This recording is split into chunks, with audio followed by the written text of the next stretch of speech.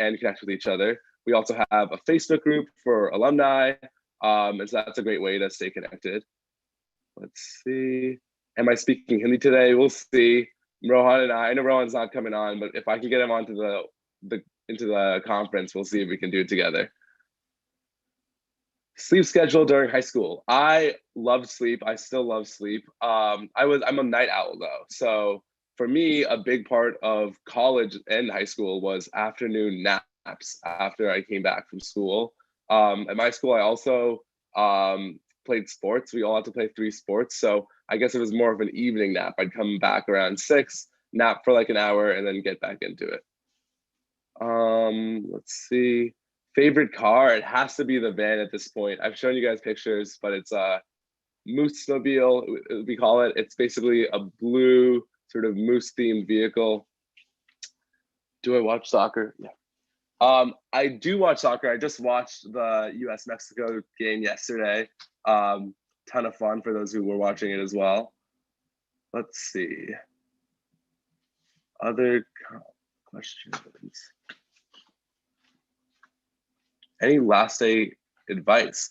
Yeah, well, I said this to my group as well. And so I've only really been with my group, but I've been so thoroughly impressed by the poise with which they've been operating. But the great thing was chatting with all the counselors. It sounds like, you know, my group wasn't alone. We really, you know, I've been in this conference for 6 years at this point, and I haven't seen a group that's been as, you know, put together and mature and excited to get work done. And so it's really, really impressive. And this was, you know, a real fun experience. It was a bummer that I got a little bit sick and also was traveling, so I wasn't able to be for, you know, every moment, but it's been a real blast to be with you guys. And I'm glad Ishan is getting an opportunity to speak to you guys, because he's one of the few counselors who was actually a YLC camper, just like you guys are today. So it's good to see both sides of the coin, Ishan. Oh, 100%. It's funny. I certainly remember all my counselors from my YLC time.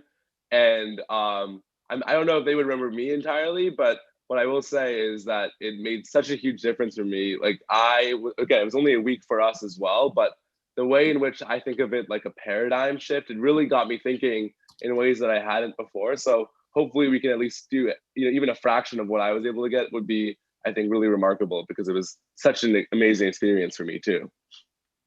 Let's see.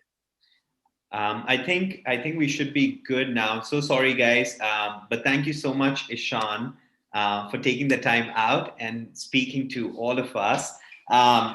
We're just hitting 8 p.m. and whoever is joining us today, I would actually tell all the YLC campers also to please go on YouTube so that you guys are able to comment and support your teammates and other project groups when they are presenting. It's always a lot of fun. As I said, please do make sure that you keep yourself on mute when your fellow presenters or your fellow group or other groups are presenting, so that they do not have a problem. Other than that, I think we're just gonna begin in a minute, but till that time, before we really move on to the final launch and Ethan and Aya take over and tell you what the project groupings are as well and the order in which you're going, any final words from you guys? Anything that you would like to share at this point? Or any concerns? Yeah, go on, Kushi. So far, I just love it. I just love it. I just love it. And that's the only line that comes to my mind, to be honest. I was not here to give the feedback yesterday, but this thing has been over my mind for the day this conference started, that I live in India, and personally here we address everybody as sir and ma'am. And in this conference, that was literally absent. And I guess the absence of sir and ma'am is something that made me feel It's 8 o'clock. Sorry for my laptop. That made me feel more connected to all the counselors. And sometimes I even hesitated saying like Rishi. I'm like, oh my God, he's so much elder than me. How can I just call him by his name? But I think that's one thing that made me connect really well with all of you guys. And it's been great. And I'm also getting a bit little jitters, I guess. Okay, well, on that note, thank you so much, Kushi, and Orissa, Sarah, Devina. We're going to take all of your comments towards the end after the presentations, but I just want to welcome everyone who's here today. Welcome to all the YLC counselors, welcome to all the students, of course, and to the parents and whoever is watching us today. My name is Rishi Jalan, and I'm the CEO founder of the Big Red Group. We run educational programs for high school students. Harvard YLC is one program. We run programs of entrepreneurship, design thinking, coding, and so many other things. But moving on to YLC today, it was a really special group. Of course, we received more than 4,000 applications for this cohort. We had 127 students who came from more than 65 cities, more than 3 countries, and with them were 10 counselors from Harvard who helped them every step of the way. At this point of time, I would move the focus towards Ethan Key and Ayal Zubi, who are the YLC directors for 2021 summer. Take it away, Ethan and Aya. Thank you so much once again from the Big Red Group family for hosting this wonderful program for our students. And take it away. Looking forward for all the presentations that are lined up.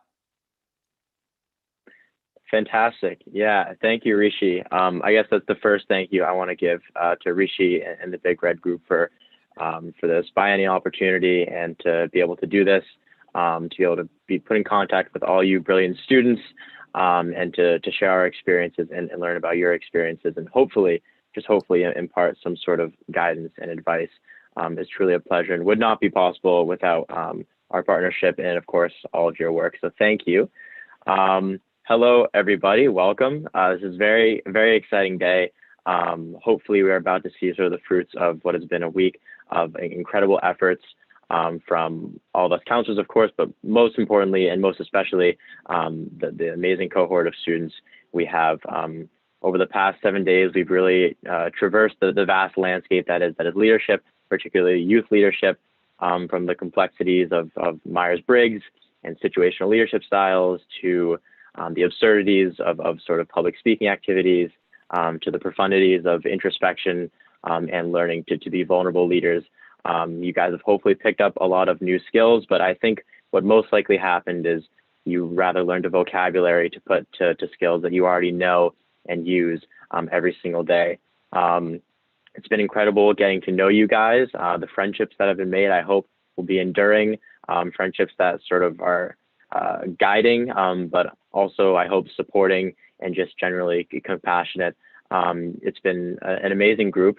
Thank you all for all your efforts. And I said this to some of you earlier, but regardless of if you come away from this experience with anything, any concrete, leadership skill, just the passion you've shown, the ambition you guys have shown, the care and support you guys have given to each other, to us, the counselors, as evidenced by that nice little note you all left me yesterday. I mean, that's really what leadership is about. And so even if you maybe don't remember the Blanchard situational leadership styles, so long as you go into your future endeavors with that sort of empathy and compassion and trust and courage, you guys are all going to be on the right track and do amazing things.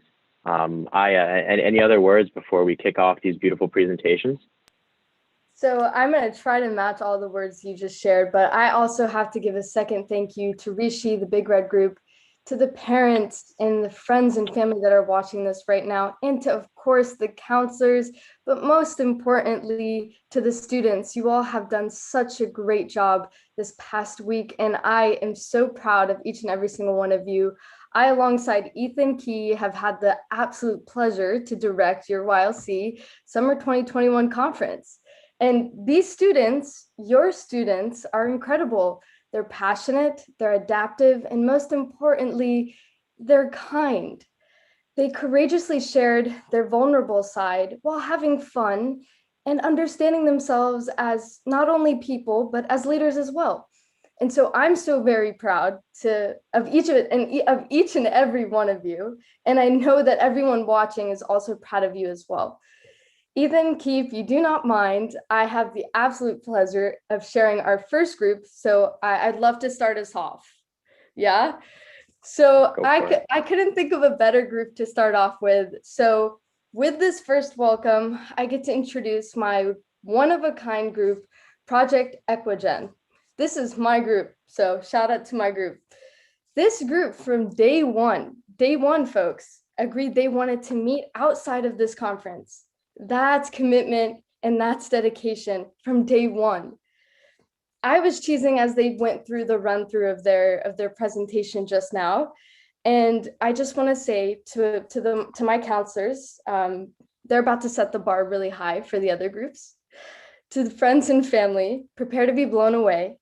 And to my group, I just want to say I'm extremely proud of you all, and I hope you can take us away.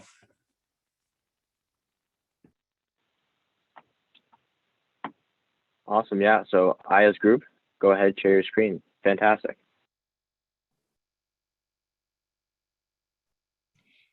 Have you ever observed anyone from the LGBTQ+ community being bullied and cast out? Have you ever faced any kind of gender bias against you? Have you ever felt like society doesn't treat each individual equally? More often than not, the answers to the 3 questions will be yes. We, as the youth of the world, decided it was time to make a change. Presenting Project Equidem. Our name is simple, equa from the Latin prefix for equality and gen for generation. Simply, we want to create a generation of equality. The closed fist, symbolic of solidarity and unity, along with perfectly balanced scales, symbolizing egalitarianism, make for the perfect representation of our final goal, to make our vision of an accepting and kind world a reality. An equal society. Doesn't that sound nice, but almost impossible? Which is why that's our vision as Project Equidem. To create a society that believes in equality and acts upon it so much that it leads to a society that is equal in the aspects of gender and sexuality. As for our mission, it is extracted from our vision to something we believe that we can accomplish. We want to work together and bring out equality in our society in terms of gender and sexuality through education and spreading awareness on social media. It's important for us to talk about equality to spread awareness. In large parts of India, including urban villages, education for girls is seen as unimportant or even a wasteful expenditure. Marriage is often given more importance than education, and families will spend very large sums on weddings. Studies show that dropout rates for girls are close to 57% by high school, which coincides with the age at which girls get married. However, even in metro cities, in schools like ours, we hear stereotypes regularly. For instance, girls are not strong enough. Girls will only run 600 meters while boys run 1000 meters. Home science is not for boys, and girls are not good at STEM subjects. Did you know that according to UNESCO, only 35% of STEM students in higher education globally are women? All of us have heard, don't throw like a girl, boys don't cry, stop running like a girl, man up, boys will be boys. Normally we shrug it off or laugh it off. But until we don't start recognizing these stereotypes and breaking them, change will not be possible. Another problem that we want to focus on is LGBTQ plus equality. There are a lot of misconceptions surrounding the community along with unawareness. This lethal combination can lead to a number of things, including the ones I'm going to list. For speaking out about LGBTQ plus issues, a person's sexuality and gender come into question, which can be extremely harmful. Homophobic and transphobic slurs are often thrown about without any idea of what they mean, and offensive jokes about homosexuality are made. Being a member of the LGBTQ plus community is treated as being less than or abnormal. Trans people are excluded from talks about gender, like them not being allowed to go into the correct bathrooms. The mental health of LGBTQ people is often neglected and treated as a joke. These factors and others can lead to a number of issues. An example is that 1 in 4 trans people are likely to commit or attempt suicide. Another shocking statistic reveals that only 18% of anti-LGBT bullying instances are reported due to school administrations not taking them seriously enough.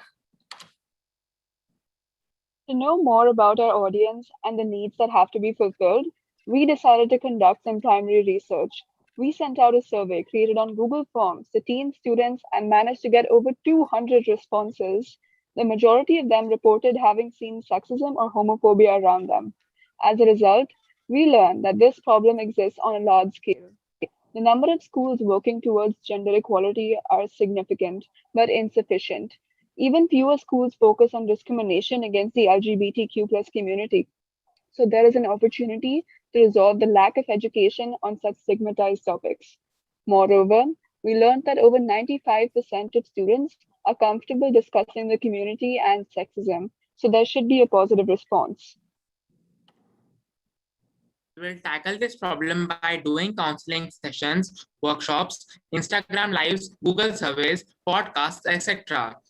Our target is specific as only people who want to come to our workshops would come. The people who attend our workshops, podcasts, and Instagram lives are measurable.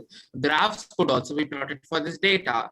We have set our goal to be of 3 months. It is relevant as this idea already has much work going on. A target audience are schools from urban India because students can convince their families to change their mindset and are more open to introspections about their opinions and values. Young people are also the future of the world, hence it is important to educate them. Now that we have discussed all our problems, here comes the most important part of our project, that is solutions. The root cause of discrimination against these communities is lack of awareness and acceptance. After a lot of discussion and deliberation, Equidem came up with 3 concrete solutions. Number 1, awareness, to make the youth understand the actual corridor. Number 2, to erase stigma by educating people in order to make them more welcoming and open-minded. And lastly, to attempt change is by encouraging people to make their communities aware so that more and more people are aware as well as accepting.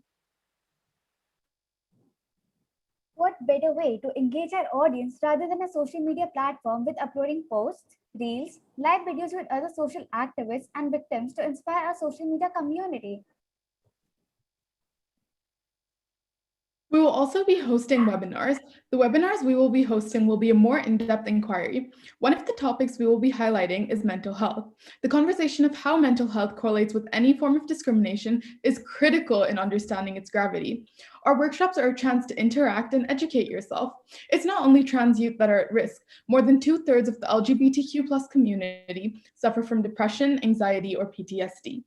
Mental health associated with gender and gender fluidity will be discussed in depth as well, and the effects of all sorts of misogyny we see in modern-day society.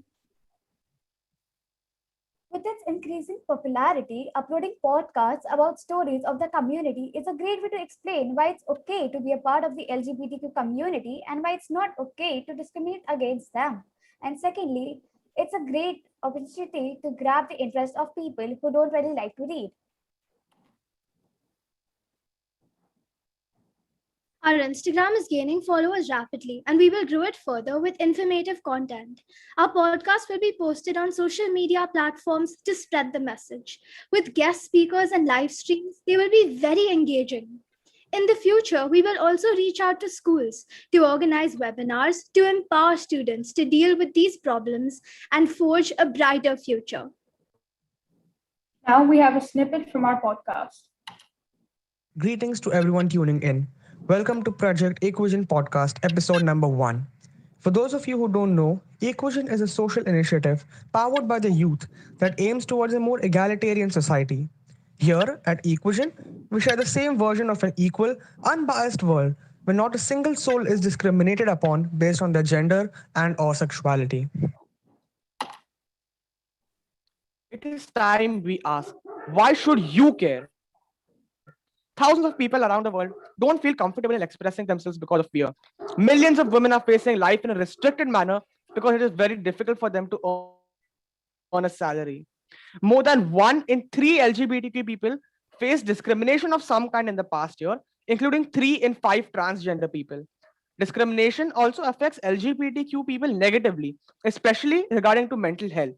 Now, it is really hard for me to say these are only a small fraction of problems which we can express to you. There are some problems which these people face on a daily basis which can't even be jotted down on paper. Conclude, I would like to say a quote that says, "It is time that we see gender as a spectrum instead of 2 sets of opposing idols." Project Equidem supplies insight on the fact that equality is something necessary and is no way negotiable. Bringing change takes dedication, compassion, and a lot of hard work. But we choose to fight for what feels right. Our aim as a project is not my aim. It is to bring significant changes in the society. None of us sitting here have the right to decide whether someone fits in a society or not. Always remember, words may inspire, but actions create change.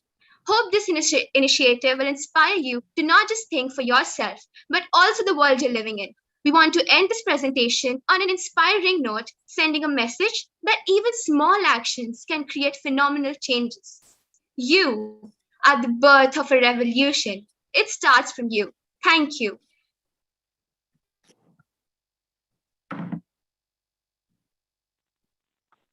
That was fantastic, guys. A beautiful presentation and eloquently expressed content. Thank you all. That was awesome. Next, we are going to the group of Jess's group, and they're going to be presenting on the work they've done and the project they've sculpted around sort of closing the inequality gap with regards to education, particularly in wake of the pandemic. So over to them.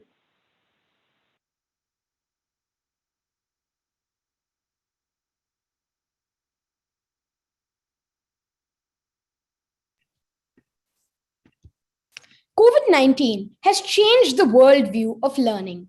It has allowed the medium of online classes to rise up and take over the education system.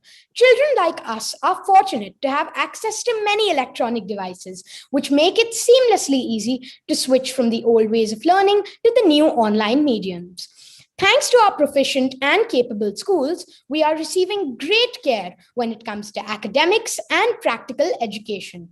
But for some who do not have any access to electronics, the struggle is on. Due to minimal to no education at all during this lockdown for those who are underprivileged, the problems continue to rise. What can we do as teenagers to help our country resolve this lack of education in sections of our society, especially during this tough time? It is a student-led body and focuses on a profit initiative. Furthermore, we aim to empower the unprivileged and attempt to bridge the gap created by the COVID-19 pandemic. Additionally, we intend to provide practical and academic education, wherein we guide and teach the unprivileged about some of the crucial life skills. We are privileged to be guided by some of the finest counselors brought to us by the YLC conference. In this presentation, we will be covering the following contents. First comes the problem, that is the lack of education in the underprivileged youth. Second is a solution to how we can resolve the problem. Third is the target audience, that is the underprivileged children. Fourth are the possible collaborations which can help us with getting more reach. Fifth is the SMART analysis. And lastly, we have our milestones. Now, it's important to understand why we're so passionate about our project. This is what we see around us on a daily basis. The underprivileged youth in our country are very rarely taught practical life skills, have no access to awareness about social issues, and lack the resources required for learning. This is a very prevalent situation in India because of the financial circumstances that families of the lower socioeconomic background face, as a result, restricting their access to necessary resources. This graph shows the achievement gap between disadvantaged students and their peers in months average of reading and numeracy, with y-axis representing the year and x-axis representing the months respectively. As we can see, the gap has widened by 3 times during the remote learning period. Thank you. So the potential solution to which our team members have come to consensus is that collaborating with various NGOs and orphanages. We have also decided that we'll be tutoring the underprivileged kids through various different ways by organizing interactive sessions, pre-recorded lectures, and most importantly, making sure that the recording of our live classes is later available on the website. We'll also be organizing our donation drives to finance the basic necessities of our audience. Now, I would request my friend Divina to further elaborate upon the subjects we'll be teaching. Our subjects will include important basic academic subjects like English speaking skills and applied maths. We will also have recreational activities like art classes, including origami and drawing, plus fun music lessons. We will make sure to introduce and educate them on the importance of social issues like menstrual awareness, importance on consent, and sex education. We will be acquainting them with certain essential life skills like how to maintain mental and physical health and the basis of financial literacy. We all know how Mr. Gautam Adani made an empire with his extensive knowledge about financial literacy. Our target audience are underprivileged youth from classes 5th to 10th in the age group of 10 to 18. To give our project a head start, we'll be collaborating with Sehpati. Sehpati is a student-led initiative that strives to promote and achieve inclusive and gender-neutral education. They will also be providing us with our first batch of students. However, we're not just any education outreach program. We'll be teaching students about liberal values like women empowerment, LGBTQ+, and essentially solving tomorrow's problems today. Here are a list of few potential organizations we intend on collaborating with: CRY, Bhumi, Pingalwada, Shiksha India, and Gyanshala. Working alongside these organizations is very vital for our growth and will help us reach more students, allowing us to play our part in creating better futures for them through our resources and understanding. This is why we are planning on reaching out and collaborating with these organizations who also focus on similar issues. So our counselors seem to give a major emphasis on the importance of creating a smart analysis of your project. And as the sincere students that we obviously are, we decided to come up with our own for Edu-Power. Our specific goal is educating underprivileged students. The measurable part of it comes from our plan to teach 50 kids 2 days a week for 40 minutes.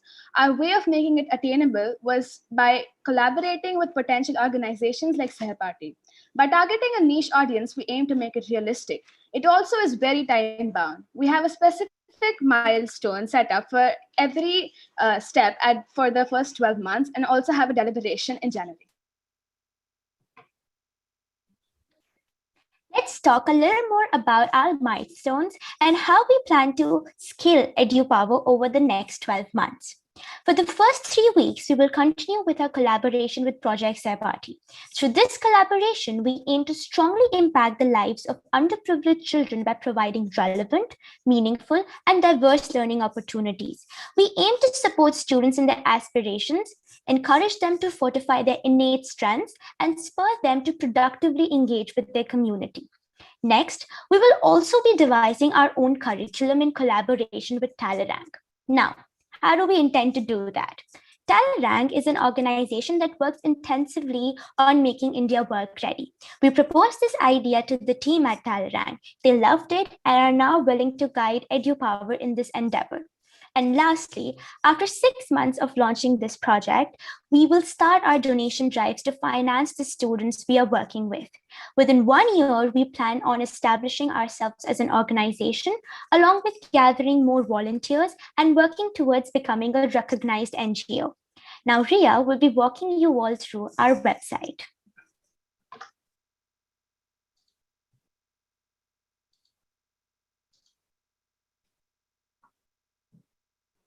Yeah. So in the small amount of time that we had, we still also did manage to create a website. And here I have Gitali presenting the same. These are the subjects that we will be teaching. These are the subjects that we intend on teaching. And a little more about us on the website. These are all the people that were involved in this project, and I'm super proud of everyone involved in this project.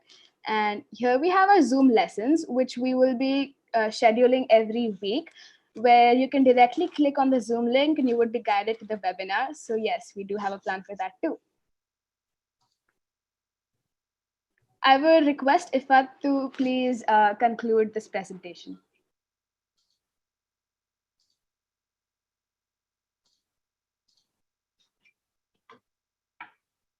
I would like to conclude with a few final words.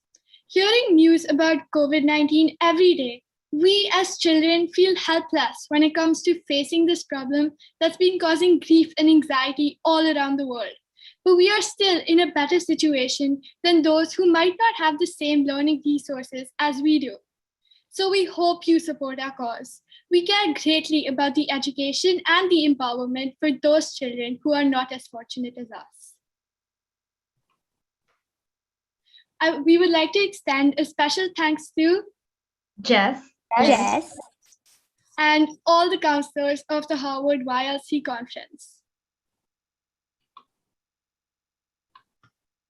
And this is our team. Thank you so much, everybody. Brilliant. Well done, guys. That was fantastic. And using the SMART goals, I know that makes all us counselors very, very proud. Really, really great stuff. Without further ado, the next group is going to be Aisha's group, and they took on the issue of body positivity and body shaming, and they have a beautiful presentation to share with us now.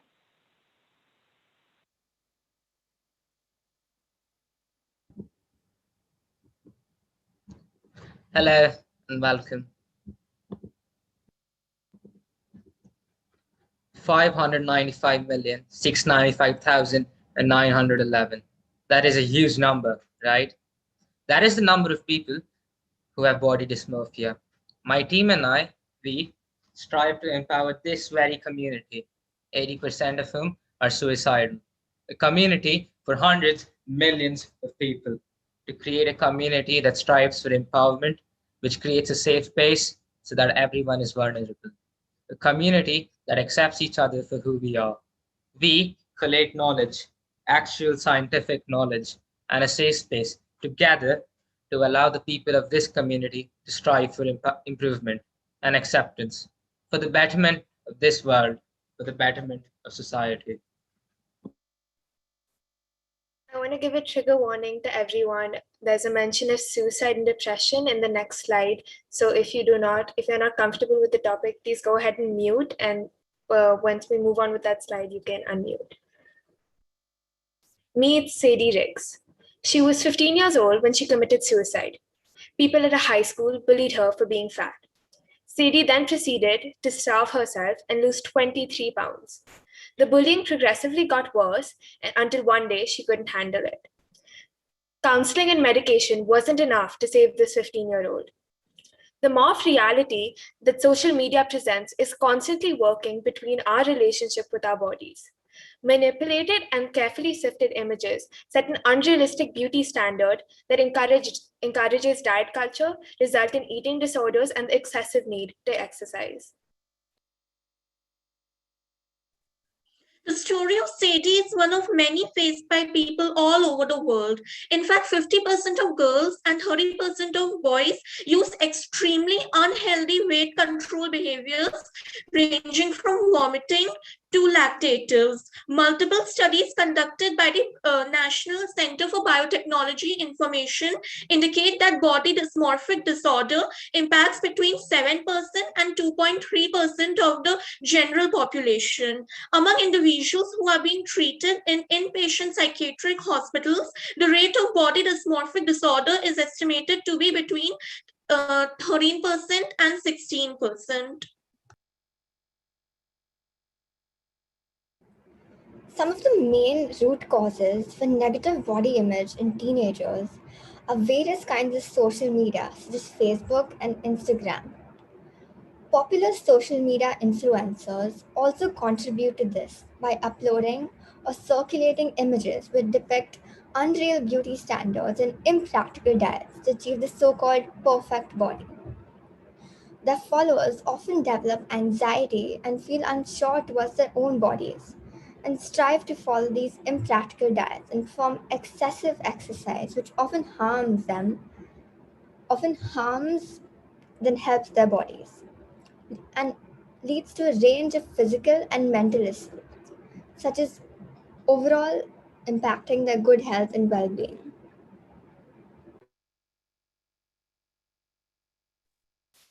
Our mission is to work alongside youth who face body image issues by aiding them to overcome negative effects of social media and prevent the circulation of misinformation regarding the subject. Through representation and visibility, we want to change the toxic health narrative prevalent today. We aim to do this by providing tools to build supportive communities around individuals who are struggling and sharing personal stories to dispel myths, prevent isolation, and build self-acceptance amongst these youth.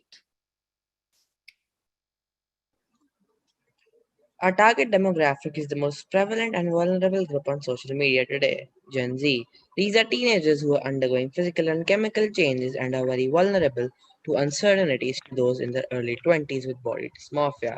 Most of them do not have an individual they can confide in, and the current scale of body image expectations take a devastating toll on their mental and physical health.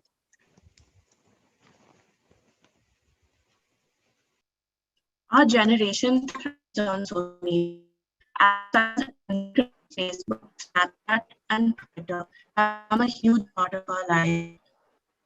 On our Instagram account, we want to share graphics and visuals that represent insecurities that should be normalized in society, along with debunking myths surrounding today's health narrative. The second part of our solution is our website. Our website features a blog called Reflect in the Mirror, which allows people to anonymously share stories of their struggle with body image issues. Our website also creates a safe space, prevents isolation, and creates a support system for teens in distress. In addition to this, our website also has a section which debunks harmful body-related myths. Here, you can see a mock-up of our website.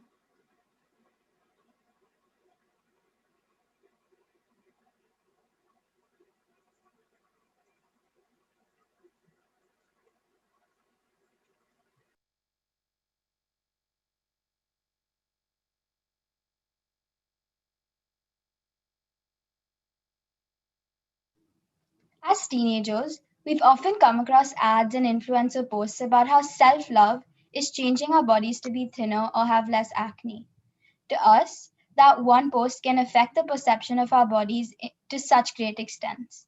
Through our website, blog, and Instagram page, we strive to eliminate misconceptions about body positivity to help others embrace their true selves.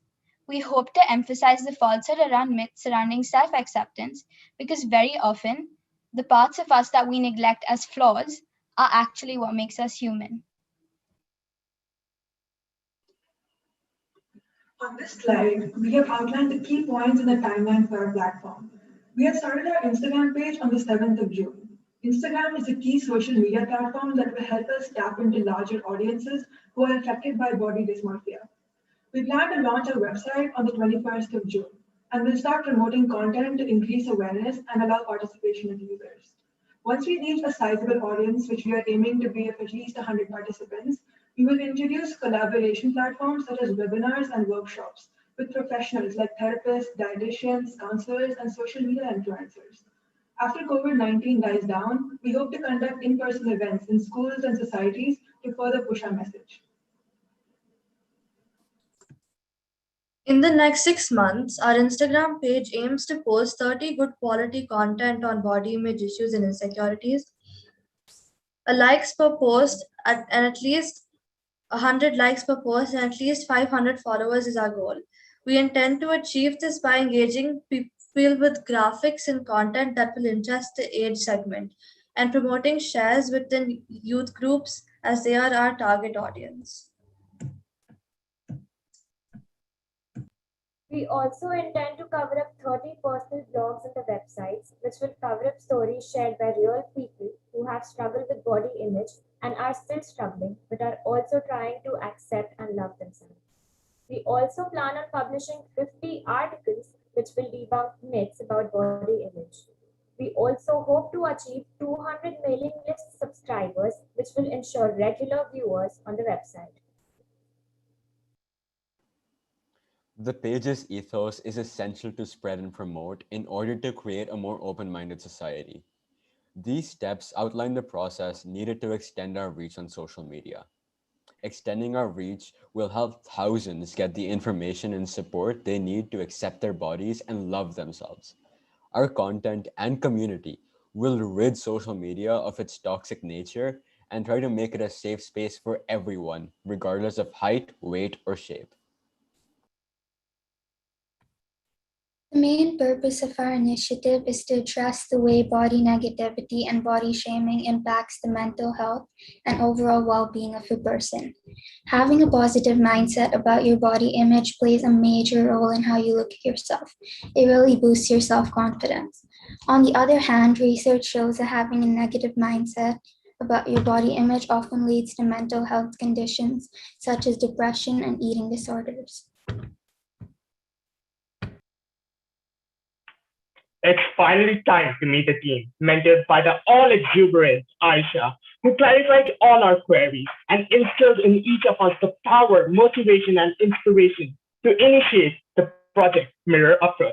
I also had the absolute pleasure of contacting and collaborating with awesome and phenomenal personalities around the globe who made Project Mirror of Truth a reality. In the 60 seconds it will take us to finish our presentation, someone on the web will have faced cyberbullying based on appearance and force you negatively introspect. This happens every minute of every day, 24/7, 365 days a year. The danger is real and the dire consequences of body dysmorphia are relentless. Join the Mirror of Truth and follow us on Project Mirror of Truth to take a stand and voice our concerns and really make an impact. Finally, thank you to Rishi and the Big Red Group, YLC, and all the friendly counselors in providing us a platform to collaboratively make a change and molding us to be today's change makers. Also, thanks to the students, parents, and everyone tuning in for being great listeners. Vale and adios.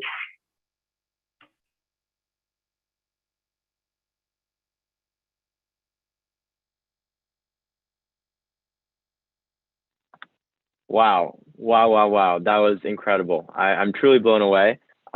Beautiful presentation, powerful content. Excellent job, guys. Next up, we have Ishan's group. They devoted their efforts to focusing on sexual and domestic violence, and I will turn it over to them.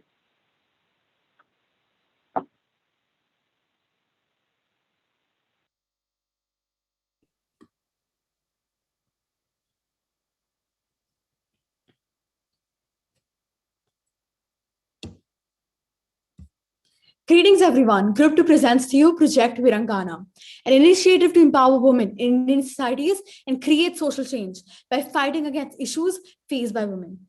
Virangana is a feminine word for the root Hindi word Veer, which means brave. Virangana is a woman who has done something brave or good and is admired by a lot of people.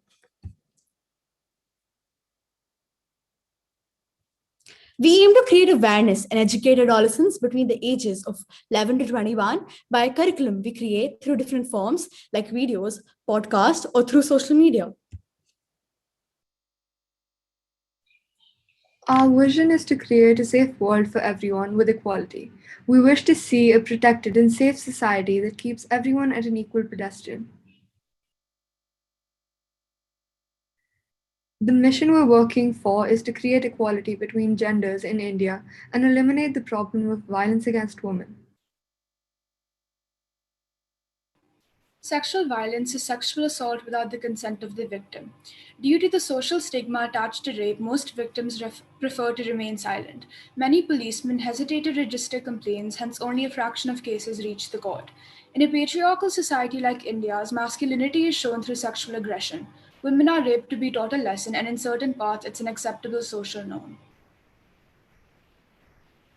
The three most common types of sexual violence are acquaintance rapes, stranger rapes, and blitz sexual assault.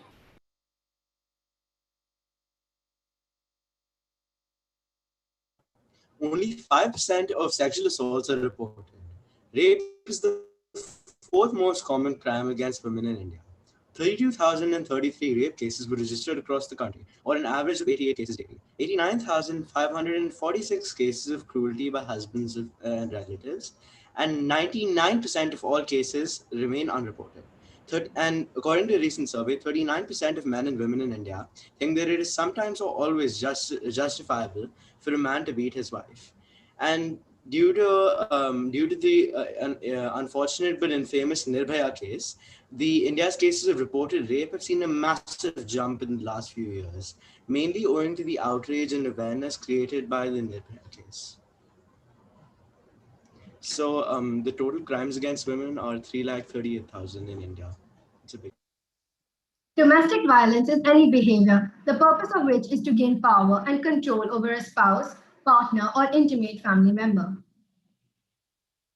Domestic violence can be physical, emotional, or sexual, and it can affect anyone of any age, gender, race, or sexual orientation. It may include behaviors that are meant to scare, physically harm, or control a partner. And while every relationship is different, domestic violence typically involves an unequal power dynamic in which one partner tries to assert control over the other in a variety of ways.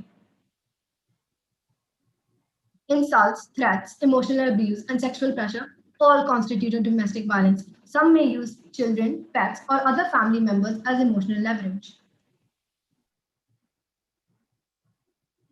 Here are some shocking statistics that show the severity of the problem of domestic violence. Around 30% of crimes against women are estimated to be domestic violence, making it one of the most common crimes against women. Around 1.26 lakh cases of domestic violence were registered by the National Crime Records Bureau in 2019. The problem of domestic violence was aggravated during the COVID-19 pandemic.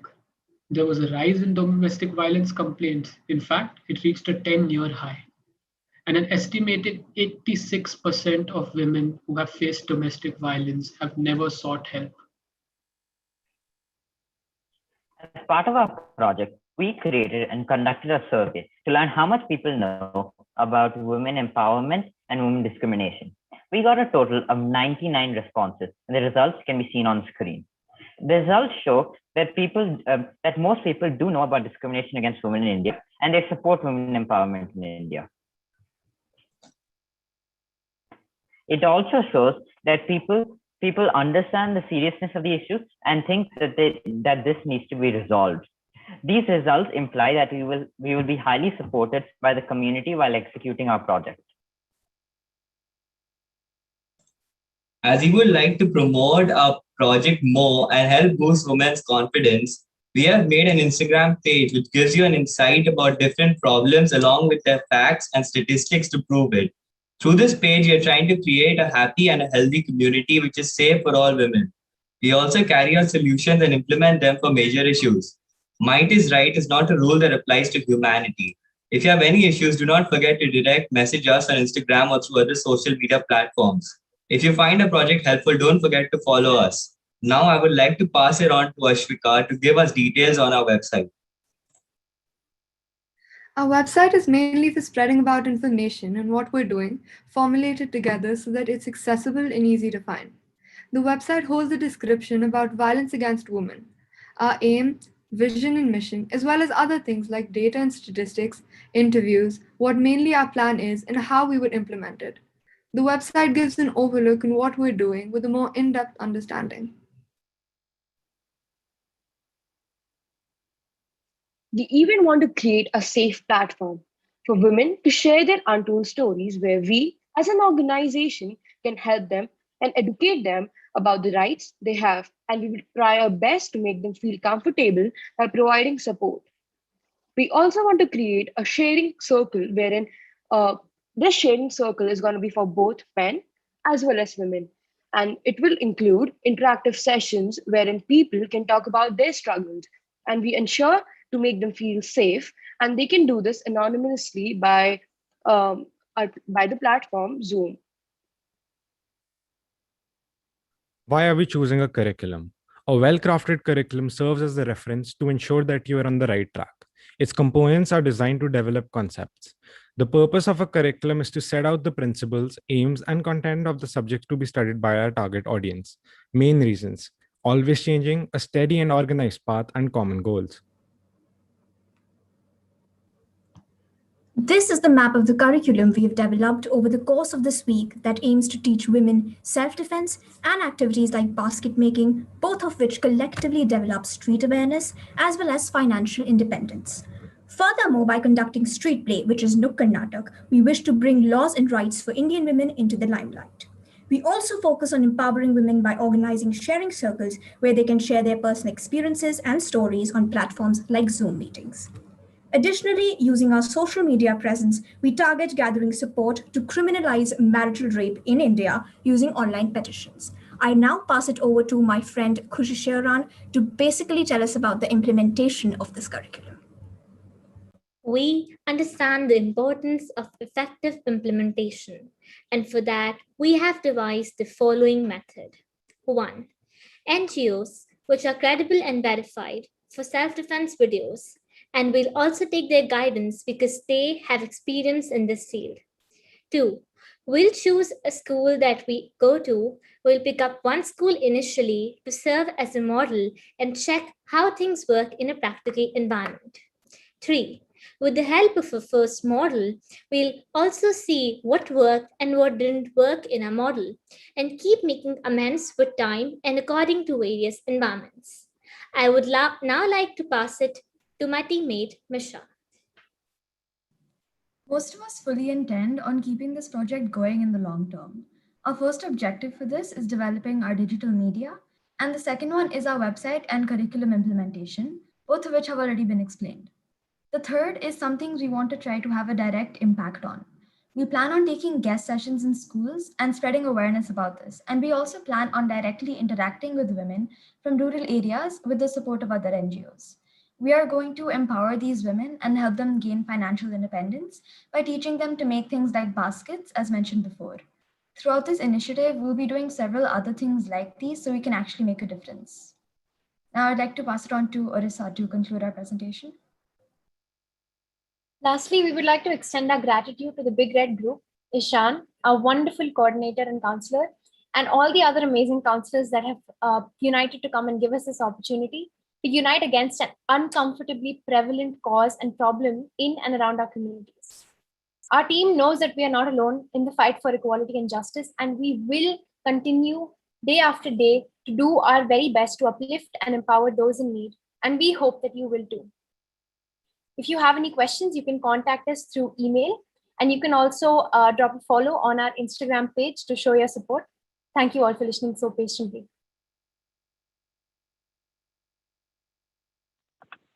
Wow, another amazing presentation, another beautiful presentation as well. Incredible job, guys, from the implementation plan and the surveys, really so thorough. That was incredible. We're gonna go to our fifth group now. This is Kamani's group, and they sort of honed in on the topic of the disabled population. Kamani is not here today, but I know he is incredibly proud of all of you and had just the absolute pleasure of working with you. So I'll let you guys take it away. Oh, he is here today. Yeah, he's here today. Brilliant. All right, can everybody see the screen? Just making sure. Yeah. Over to you, Tavishi. Good morning, everyone. Today, I, Tavishi, along with my group under the mentorship of Kimani, present to you our project, Swavlamban. The following is what we will cover in today's presentation. Swavlamban means self-reliance, and that is what we aim to achieve for the differently abled population of our society. During our group discussions, we had identified that the unemployment of the differently abled is a majorly overlooked and not touched upon issue.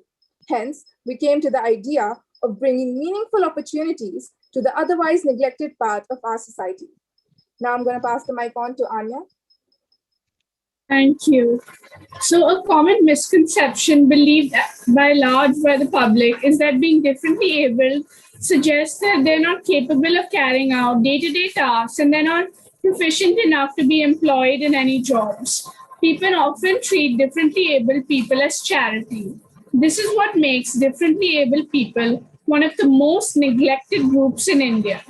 Even though differently able people constitute a significant 2.21% of the population of India, their needs for meaningful employment remain unmet in spite of the implementation of the People with Disabilities Act 3 years ago, which reserves 3% of all categories of jobs in government sector for disabled people. Of approximately 70 million people with disabilities in India, only a lakh have succeeded in getting employment in the industry till now. So, what is the current status of the disabled population? When we look at the situation at the micro level, there has been some progress definitely, which can't be ignored. There has been a significant increase in the awareness levels amongst corporations, the society, and the disabled victims themselves. The government has started implementing policies. As of now, there is no law that mandates companies to employ people with physical disability. However, many big companies have taken proactive measures for the upliftment and employment of such people. Many NGOs have started training and employing disabled people and have placement units for the same. The only problem that they face is that they don't have a good training faculty due to lack of resources. Here are some statistics of the proportion of disabled people employed in India. More than 80% of them are out of labor force. Only 0.28% of the employees in the private sector and 0.37% in the government sector are taken up by differently abled people. Over to you, Adhiraj. Today, I'm going to present to you the case study of Lavati Kanna Babu, who is a 27-year-old from a very poor family. In his tender age of childhood, he lost his left lower limb as a result of the polio residual paralysis. He has a 4-member family who are completely dependent on him for their living. He is a cycle mechanic, and so he finds it very difficult to maintain his family, although he and his wife get rupees 1,000 per month as the pension from the government. An NGO called the Center for Humanitarian Assistance Trust established a PWD survey in the village, and they organized several awareness campaigns and took many initiatives for their education. They also started a PWD group in the locality of Kanna, and he joined in as a member. Soon after joining, with the assistance he got by them, he became a PWD network member and earned much more than before. The NGO also helped him in establishing a small mechanic shop as well. He also became eligible to take loans from the bank. The economic disparity and a lack of basic resources amongst a differently abled population has been around a long time. Naturally, steps have been taken to tackle the problem. Even though the differently abled population has faced negligence, thankfully they are not subjected to total ignorance. Throughout the years, there have been government schemes, NGO programs, and public sector initiatives working towards the well-being and the upliftment of the differently abled. Briefly discussing some of these, they include vocational training workshops, boosting their soft skills, providing substantial employment, and subsidizing their education and the assistive devices required by them for the day-to-day interaction with the environment. However, its effectiveness requires some thought and consideration. I'll now pass it on to Swami and Shriya. The solution we have identified and are acting upon is to team up with non-profit organizations, operating and providing education to disabled people, and to bridge the gap between them and corporate companies looking for employees.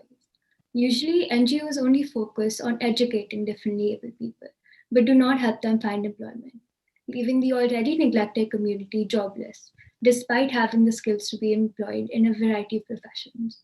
Our solution not only helps the disabled community, but also contributes towards increasing the overall low employment rates of the country.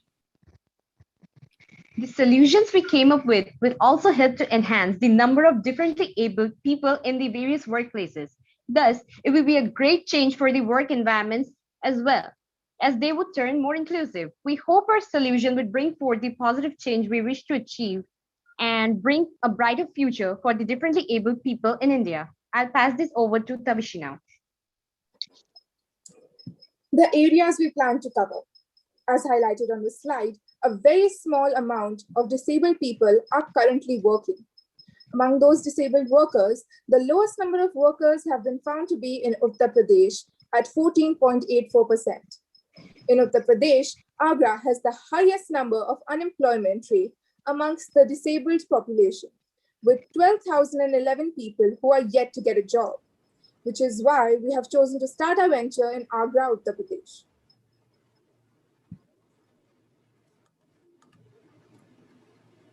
Mission, vision, and values. Now, this is a very important part of our initiative. A, something that empowers us, and B, something that we strive to or maintain every single day. Firstly, the mission. The mission of our initiative is to connect differently abled persons in NGOs, nonprofits, or schools to corporate companies for employment.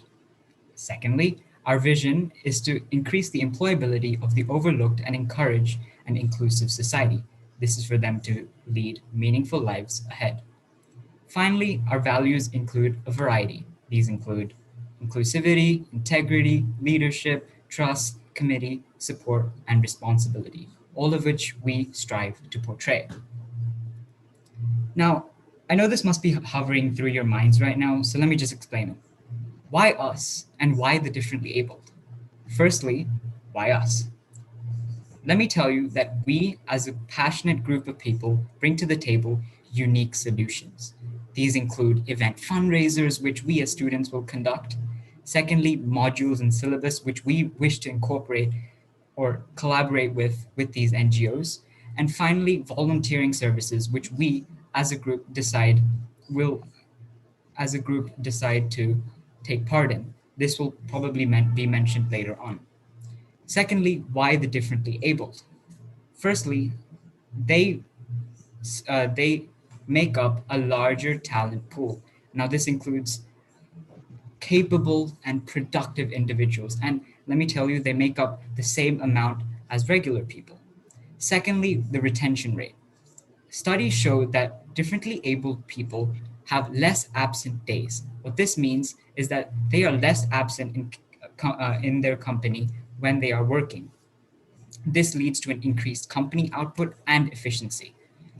Lastly, they increase the company's diversity. Now, this as a whole encourages an inclusive society, which we also strive for. Now I'd like to pass the reign over to Ava. Yeah. So for our first steps, we plan to approach non-profit organizations as well as private sector companies that we believe can help in the education as well as the employment, respectively, of such differently abled individuals. Non-profits such as the Sarthak Educational Trust, an NGO committed to empowering the differently abled for more than a decade, as well as the NABET, that is the National Accreditation Board for Educating and Training, an organization that focuses on providing vocational training to the students so as to ensure their holistic development. Coming to private sector companies,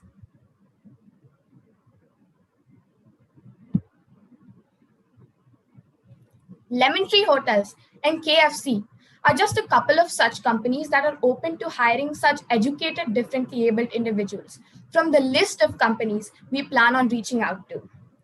Over to Shreyansh.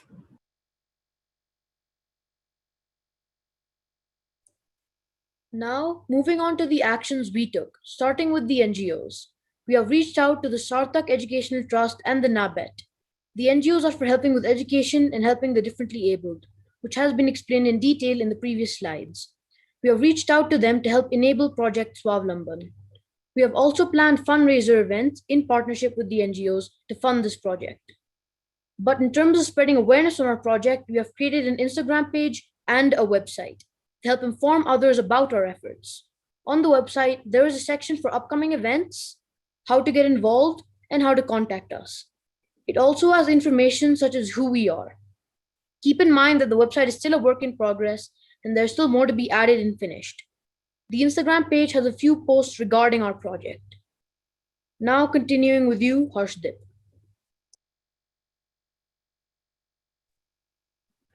In long terms, we plan to hire volunteers who will work under a certified program, and they will be bifurcated in 4 teams.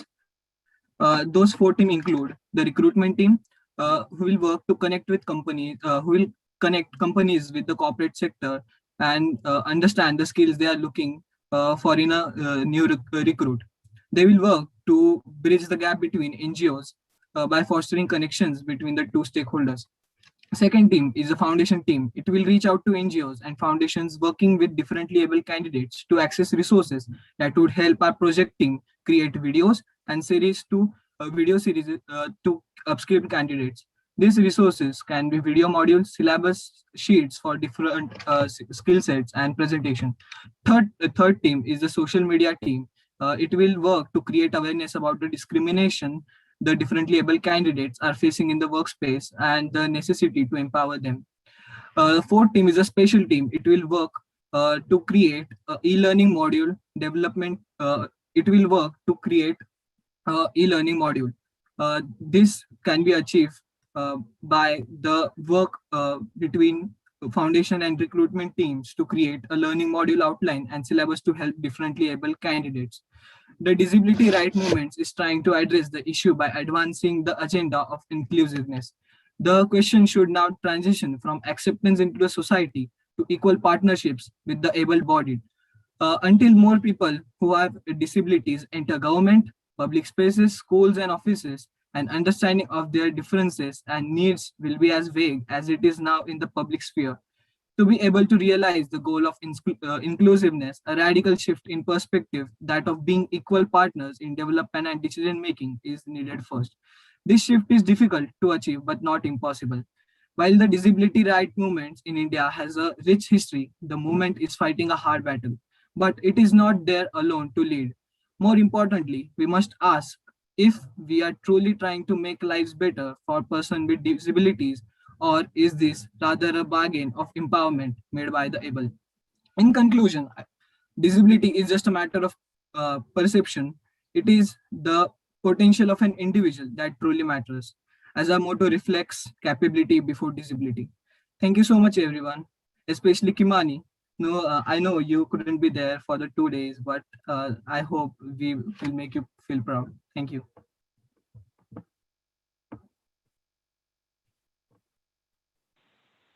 Amazing once again. Thank you, Team Kamani, for that wonderful presentation on such a meaningful subject matter and for all of your amazing efforts. Before we transition to our next group, for everyone watching along on the live stream, the friends, family, and YLC YouTube fanatics, we are just over halfway through the presentations. I think I'll also hand over to Richie for a couple comments as well. Thank you. Thank you, Ethan. I just want to sort of tell everyone, all the parents specifically, that of course we are halfway there. We have last 4 presentations left today. But I do want to, and I sent you all an email this morning as well, but I do want to, again, emphasize the fact that how much these students have worked hard on these projects. And even though it is an integral part of the YLC, it does not define what they've done in the last 7 days, right? These presentations have come with the hard work of what these students have put in, even outside of the conference. So I just want you to take notice of that. Of course, thank you for all the encouraging words that you are sort of showering upon everyone. And I'm really looking forward for the last 4 presentations. So thank you for your patience so far, and last 4 presentations. So hang on tight. We've still got a lot of amazing ideas and passionate students, looking to share their ideas with you. So over to Keaton once again. Thank you, Rishi. Thank you for reminding us of just how much effort that went into these projects on top of a full 2-hour curriculum of other leadership activities. Truly mind-blowing stuff. The next group, as I would put it, needs no introduction. This is my project group, an amazing group of kids who have a great presentation for you all that is also on sort of body positivity and body shaming. So without further ado, I'll let them take the floor. Good luck, guys.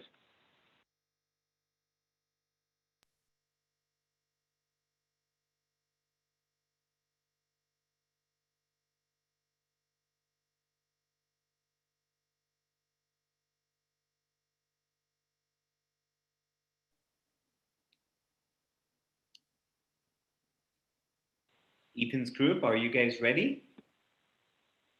Yes, sir. I think we're having some difficulties. Awesome.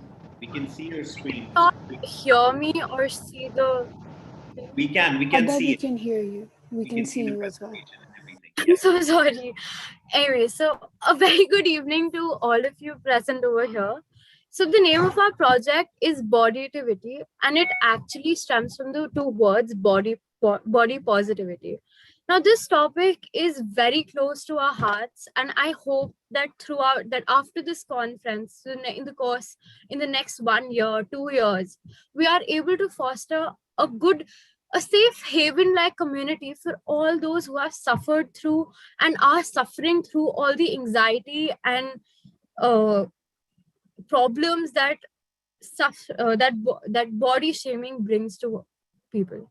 I hope that we are able to do that, and I certainly hope that this project does have an impact on everyone present here.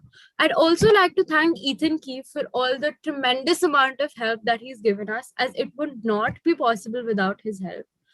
And moving on, the topics that we will be covering today are the issues and the symptoms or the consequences of body shaming, their root causes, the solutions that we, after much debate and much consideration, have come up with, and the impact that we hope that this project will have.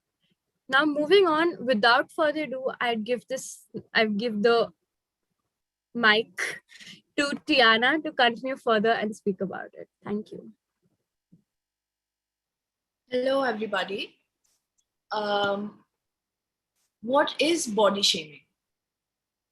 Body shaming is the criticism of someone or oneself based on the shape, size, or appearance of their body. Typically, people are body shamed when they appear overweight or underweight or don't fit society's view of beautiful. Body shaming can include anything from weight to hair. Body shaming can be self-directed as well and lead to serious depression, especially when people feel their body cannot meet social criteria. Also, both insults and sometimes well-instructed comments can be considered body shaming. And on the right of the screen, you will find a not so fun fact. Did you know that 42% of first to third grade girls want to be thinner? Now, I'll be passing it over to Gia.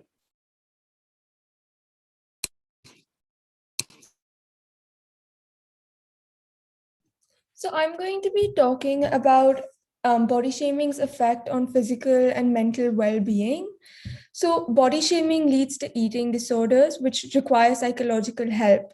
You start to change your eating habits and behaviors because you hate your body, and you start to punish yourself if you don't comply with those rules. Common examples of eating disorders include anorexia and bulimia. Body shaming really messes with your head and your body and causes some life altering symptoms which start to control your life. This involves an unbalanced diet, anxiety around food selection, avoiding your friends due to self consciousness, anxiety around your body, self hatred, and demonizing certain foods, like developing a fear of some foods and only allowing yourself to consume certain safe foods. So, with that being said, I'm going to pass it on to Yashvi. Yeah, so furthermore, the emotional pain of these body shaming comments and even supposedly helpful encouragements can have extremely negative effects, such as the deterioration of the person's current well being. And that could be in the form of low self esteem, perfectionism, troubled relationship.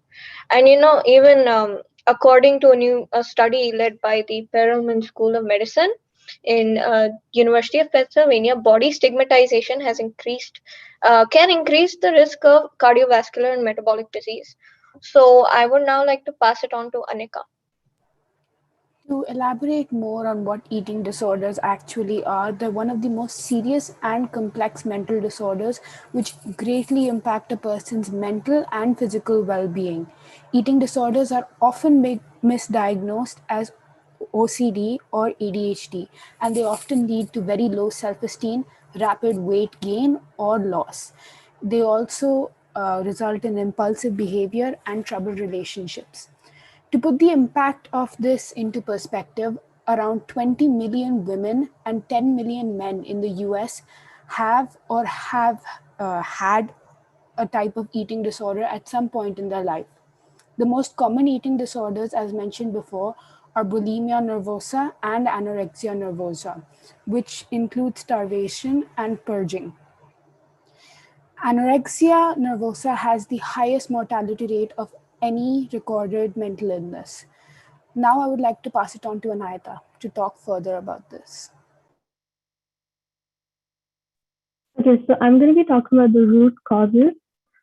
So with all the research, we found there are three main root problems. There's a lack of awareness in education, which is commonly found, especially in India, where we don't talk about mental health like we should. Social media, with its photoshopped images or unrealistic beauty standards, and lack of body positivity content. The social mindset also plays a big part in creating an image that portrays beauty. Now, we're going to talk about solutions that we've implied, and I'm going to pass it on to Ada.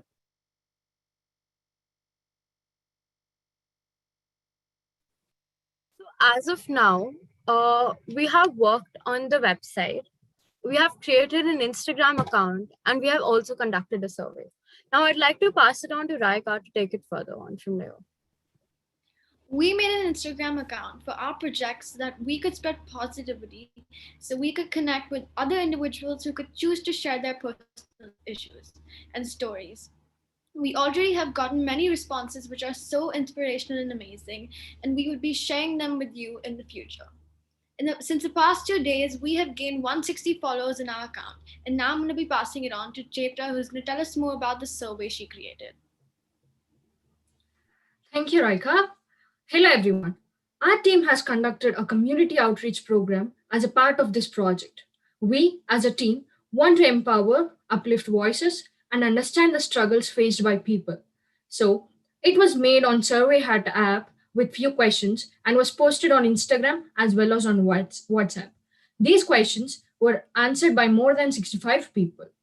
The pie chart you can see on the screen is the result of our community outreach program. From the response recorded, we as a team understood about the impact of body shaming in our local communities. We have been contacted by individuals who have uplifting and inspirational stories. Our community people had a great impact of body shaming, and their responses have helped us to come up with the solutions. This is something we need to take seriously and be more responsible, as it is more prevalent than society understands it to be. Now, I would like to pass it on to Abir. Hi everyone, I'm Abir and I'm going to quickly tell you a bit about our website. The website takes you through important topics like body positivity and psychological effects of body shaming. It gives you symptoms of eating disorders and effects of social media on the body. For example, social media can have both a positive as well as a negative impact on our body image. Do have a look at the website so you can keep yourself well informed and well acquainted with these relevant issues. I would now like to pass it on to Jaybir. So, Abir and I created this website as a part of our project using HTML and CSS. The presentation, the one that we're seeing right now, it contains a lot of different information about our project. And for any of you who are more interested in our project, our website is a perfect thing for you. It contains all the more detailed pointers about body images, mental health, eating disorders, etc. Our website also includes some common Q&As. So you can go check it out after this if you're more interested. Now, I would like to pass it on to Anamika. Thank you, Javi. Now, talking about the possible solutions we hope to take up, we all know there's no better way for making an impression other than physically reaching out to people.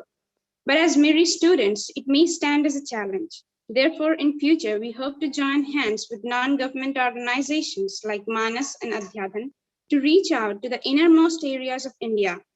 Through this initiative, we want to create a beginner impression on school kids in grade 5 to 8, especially in suburban and rural areas, to help set an open and more accepting futuristic mindset. Now, I'll leave the next to Kabir.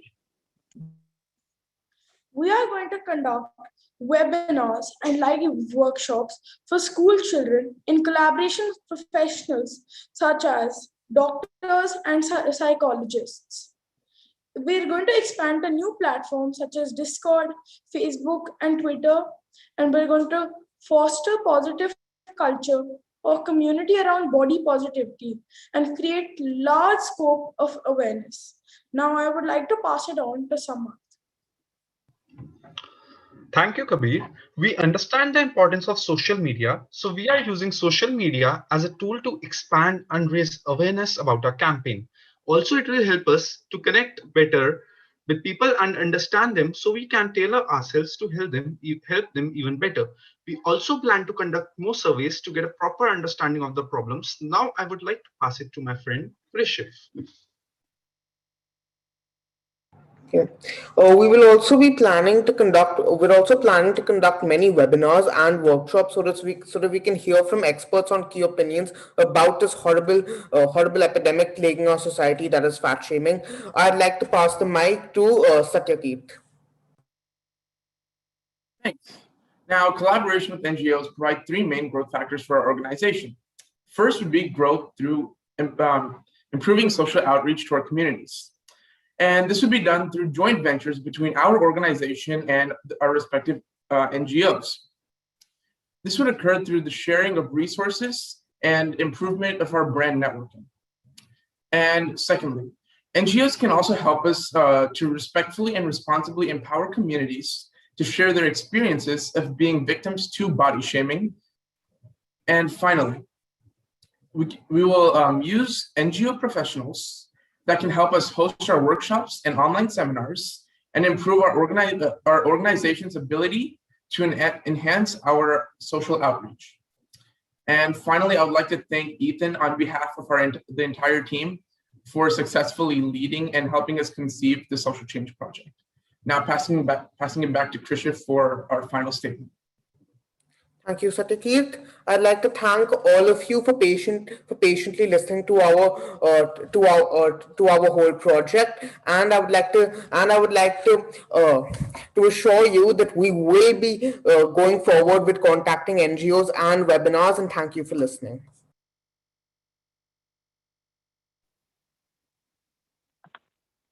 Thank you, guys. Incredibly proud of you all. I'll have more to say on that later, but fantastic.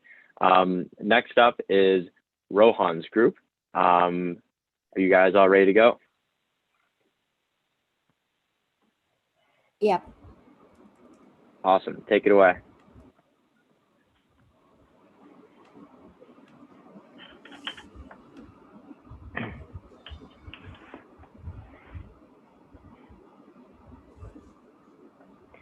Hello, everybody. Hope you guys are having a wonderful day. Today, we are presenting our website, which is based on mental health awareness, and mental health improvement. This presentation will be talking about the problem, the solution, and a little bit about our website.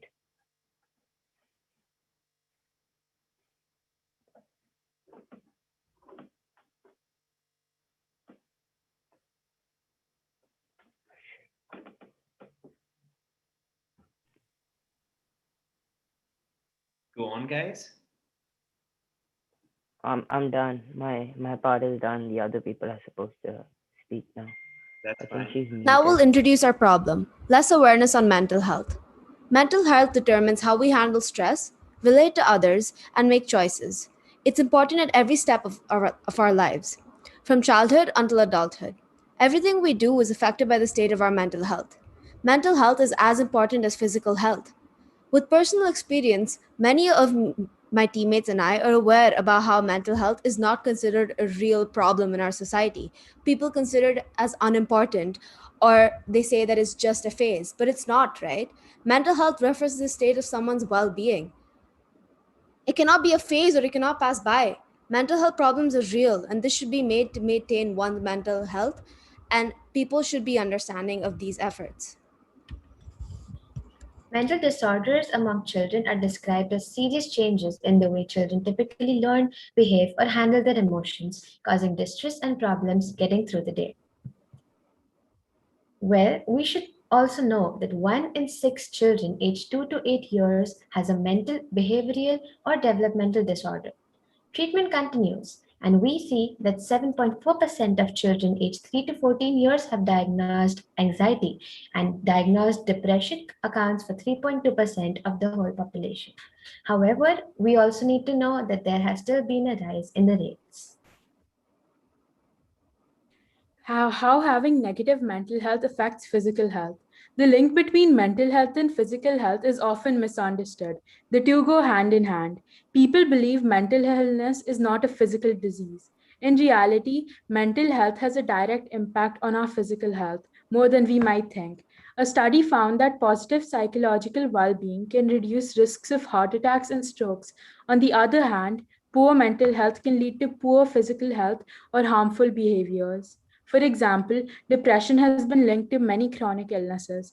Experts suggest that following are some ways to improve both mental and physical well being: adequate sleep, regular exercise, getting outdoors, a nutritious diet, and mindfulness. The benefits include reduction in anxiety, stress, and an increased self-esteem. However, I do want everyone to know here that the benefits are not at all limited to this list.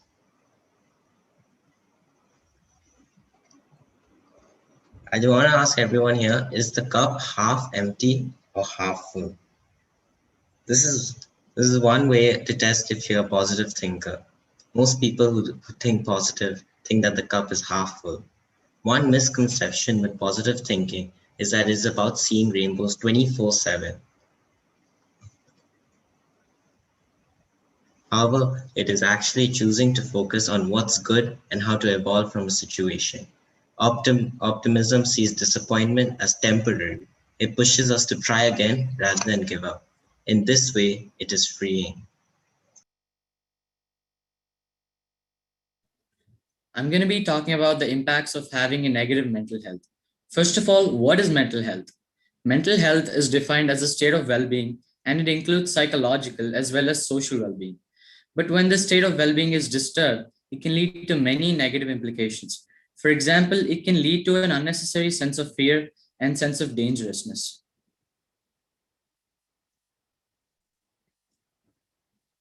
Next slide, please. Yeah.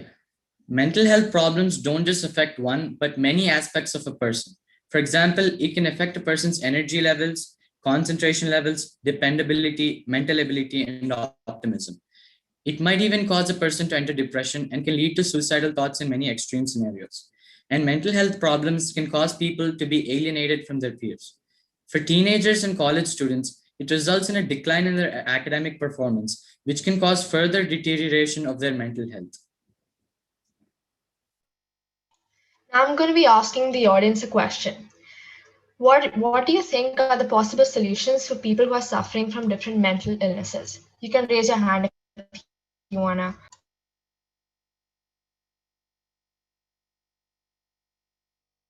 Yeah, Pia. Well, I think that depends on the mental illness, but I think a support system is needed, is the most important thing someone needs. Yeah, that's very true. Okay, next slide.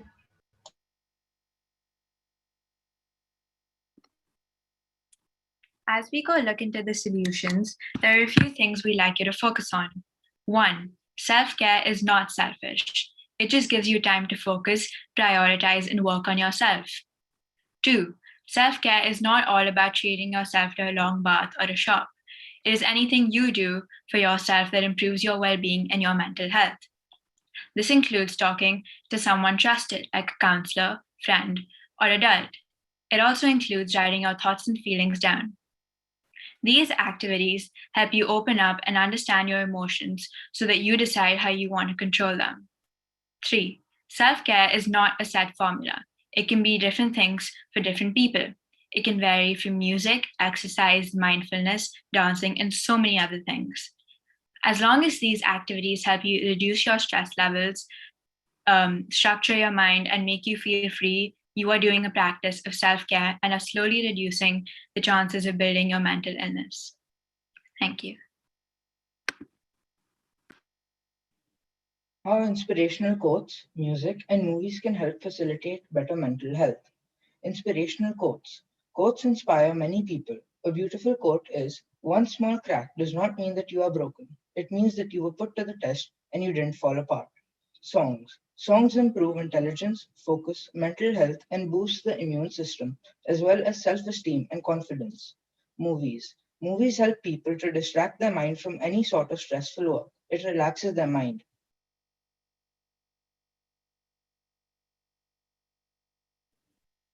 So now you must be wondering what the different symptoms and signs are of serious mental health issues. So, firstly, if you feel that you're having excessive paranoia or stress, or if you notice some evident and visible changes of your sleeping or eating patterns, you should definitely contact or talk to someone that you trust. Try reaching out to a counselor or therapist, or you could download an app that you feel comfortable using. If you see signs of continuous mood swings and you feel rather disconnected to things that you're usually excited for, you can also review our website for more information. Also, do note that immediate help regarding these symptoms are only if they're serious, consistent, and evident. Lots of people feel that they may have negative mental health, but it's important to look at how serious it is and how often it occurs. Our website. Our main goal with our website is to make it easy and accessible while making sure we are raising awareness about this underestimated topic. Features in general. We have a monthly poll to determine progress, a quiz to help us form personalized accounts, regular updates to inform our users about new information, and of course, a mood tracker to keep our users hooked and hopefully to help them open up a little bit. Layout. Here's a brief visual of our website. The layout depends on the quiz, so it can be retro, neon, or anything you like. Our main goal is to make it easy and accessible. Our website contains polls, and I'm going to talk about the purpose of them. So these polls are there to record your mental health at the beginning of the month, and then at the end of the month, you can see your progress. If it's improved, if it's the same, or if it become worse. So for the next month, you can make these changes and work on them.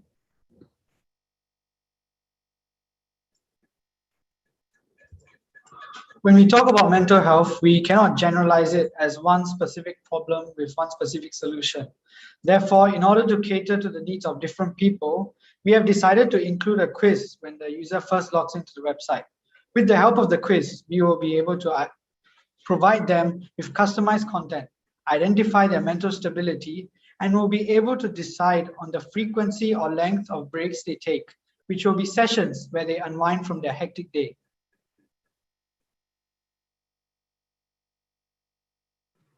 As mentioned, another feature of our website is Mood Tracker, which is a tool that keeps a record of a person's mood at regular intervals. The purpose of a mood tracker is to identify why you are feeling the way you are feeling, and by developing a coping technique, your mental health could improve. It spots patterns and helps in identifying the trend amongst your mood swings and provides a report of your mental health over a period of time. Our website serves as a platform for the users to learn more about mental health, its causes, impacts, and consequences. It's not only a database for vast information based on the extremely prevalent issue of mental health, but also is a guide for users to navigate through this illness. It gives people the opportunity to not only understand the threats, causes, and importance of combating issues regarding the degradation of mental health, but also gives the audience solutions through an interactive base with authentic and detailed information. The site provides a reliable platform where users can be equipped with the knowledge and confidence to fight this illness and lead a happier and healthier life. This is our team with Rohan as our counselor. In conclusion, our website aims to better the societal views on mental health, as well as helping people that are struggling with it. Although we are at no position to directly help, we can offer indirect help through organizations such as the Live, Love, Laugh Foundation, etc. On behalf of our entire group, we would also like to extend a huge thank you to the YLC counselors and Rohan for guiding us throughout the way, and for the Big Red Group for giving us this opportunity. We would also like to thank you guys for lending your time and listening to us. This is our bibliography from where we researched. And thank you.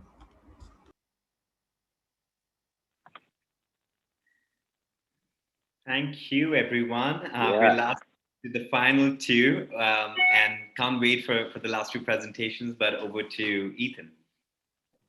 Yeah, thank you guys. I should have said this beforehand, but although Rohan wasn't here today, or at least I think he's not here today, I got that wrong with Kamani. Maybe he is, but in the event that he's not, I know he has only golden things to say about you all, and I'm sure, I know, would be incredibly proud of that great presentation. Now over to our second to last presentation. It's Trey and Afya's group, and they chose to sort of hone their efforts in on substance abuse and coping mechanisms. So take it away, guys. Just want to confirm if everyone can see my screen. We can, Yuvan. Okay, over to Ridhima. All right. Hello, everybody. Hope we're having a great day. In this presentation, we will be introducing Project Ananda, an initiative by Trey and Afya's team for raising awareness and erasing taboos around mental health and topics such as substance abuse among teenagers. Ananda means happiness and well-being in Hindi, which is what we aim to promote as a group.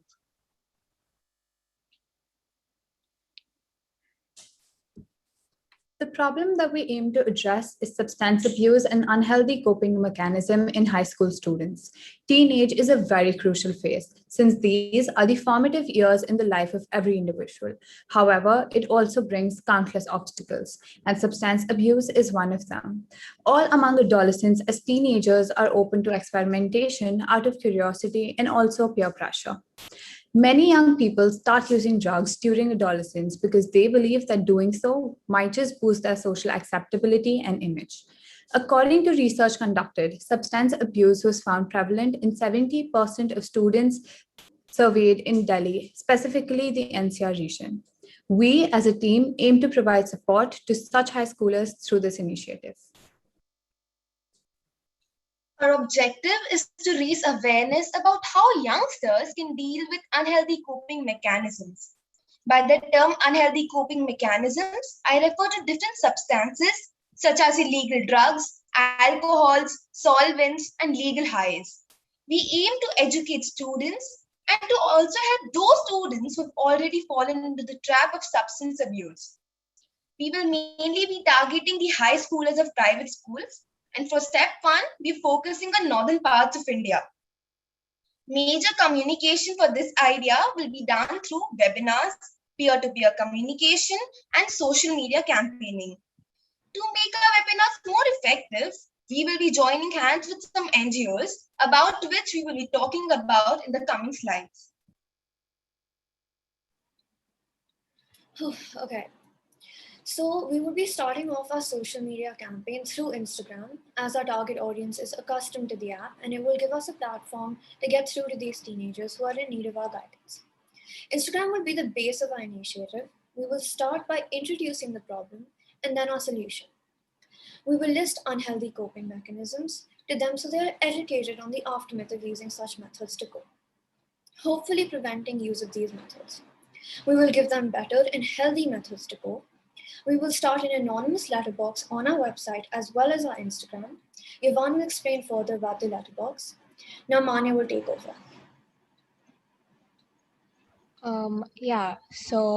We will advertise our website on our Instagram. We will post important moments of our webinars with guest speakers, which are people who have suffered the consequences of substance abuse and professionals on Instagram, TV, and YouTube. We will post reels educating them on the consequences of these unhealthy habits. We will help them cope with peer pressure by giving them advice through personal chats on the anonymous letterbox. We will post reels with professional advice. Personal experiences and advice will be shared on our Instagram. And these are the content wraps. As students in high school, we realize and recognize the lack of education and acknowledgement around topics such as substance abuse and unhealthy coping mechanisms. In order to bring a change to that, we want to introduce a program in high schools where we as an organization get professionals in these fields to conduct genuinely informative and interactive sessions with students. Our main objective through this is to destigmatize these topics, start healthy conversations around them, and tackle misinformation. Due to the pandemic, unfortunately, conducting in-person seminars will not be possible. And therefore, We will start by organizing online webinars and hope to shift to seminars in the near future. Webinars that we'll be hosting are going to be interactive and unique. We plan on inviting personnel associated with rehabilitation centers, psychologists, and other field workers as well. In addition, even former addicts can be invited to the webinars to talk to the students who belong to a more mature age group about their own past experiences, and this might help in discouraging the youth from indulging in such activities. Because these webinars will provide a platform for open two-way communication, students will be able to express their opinions freely, their queries can be cleared, and their questions can be answered on the spot.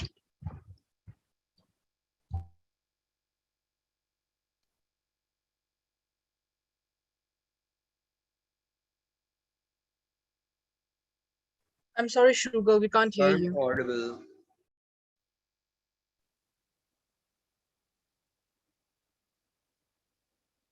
I can take Shugal's part if he's unable to join us right now.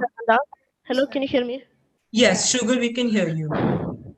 The website of Project Ananda will be an interactive and engaging platform for teenagers to voice their opinions, concerns, and hopes. Here is the mock-up for our website. It is essentially safe. It is essentially a safe virtual space that connects all our other activities and initiatives through a three-pronged approach. First up, we have the blog of expression. Here, both students and experts will be able to share their inspiring stories to deter and prevent the use of unhealthy coping mechanisms. Moreover, in an era of increased access to technology, we will also have a cultural page with popular songs on mental health, such as Hunger by Florence and the Machine, Help by the Beatles, Breathe Me by Sia, Skyscraper by Demi Lovato, and Breathing by Ariana Grande, amongst others. This, coupled with motivational stories of celebrities, is to help teens understand that they are not alone in facing these obstacles. Others have had similar hardships and have gotten out of it stronger than ever before. Next up, we have the anonymous letterbox. One of the biggest barriers in open communication is a fear of being judged. The anonymous letterbox provides us with a simple solution for Project Ananda. Those struggling with unhealthy coping mechanisms can reach out to our partners and our teams with any questions. However, it is still possible for them to give their names, and all communication will be kept strictly between the person asking the question and the person answering it. With a tool like the anonymous letterbox, we hope to create a secure environment for communication, which, after all, is the key to solving almost every issue. The website for Project Ananda will feature links to our YouTube channel or recorded webinars and to our social media campaign to enhance accessibility to the content we are developing. After all, this platform has been created to raise awareness and reach the largest audience in the most efficient way possible. One of the most used forms of viewing is YouTube. YouTube is a platform that helps reach our targeted audience through the use of graphics and visual. In addition to that, YouTube, which is one of the most used platforms, is also free for users and thus easily accessible. The webinars that we will be conducting will also be showcased on our YouTube channel called Project Ananda for viewers who may have missed out on the live one. Along with that, regular updates about the campaign shall be displayed on the channel in form of videos and other exciting visuals, which will surely connect to the audience. We plan to reach most of our viewers through this platform.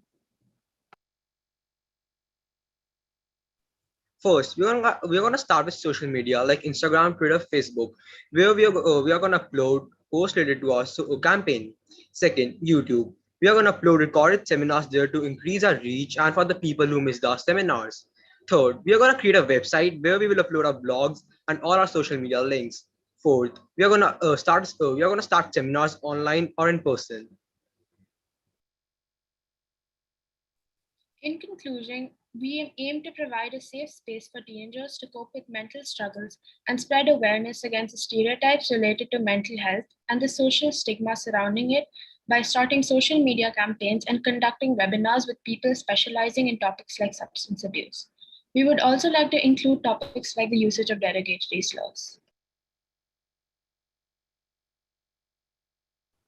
All right, thank you everybody. Hope you all enjoyed that presentation. And please feel free to ask us any questions you might have. We would also like to thank Trey and Afia for their amazing guidance and all the other counselors, the Big Red Group, and the peers for this phenomenal learning experience. Thank you guys. Thank you guys so much. That was a fantastic presentation. All of you are just killing it today. I know Afia sends her best. Incredible job. We are on our final presentation, if I'm not mistaken. So now over to Ethan J's group, and they're going to be speaking about how they've consolidated their efforts to help out vaccination rollout. Good luck, guys. I would just like to add in here, guys, you all come from more than 15 states, across the country, and hopefully you guys can all collaborate and take these projects a lot further than just the 1 week that YLC, was there. So kudos to all the teams that have gone so far, and looking forward for the last presentation. Take it away, guys.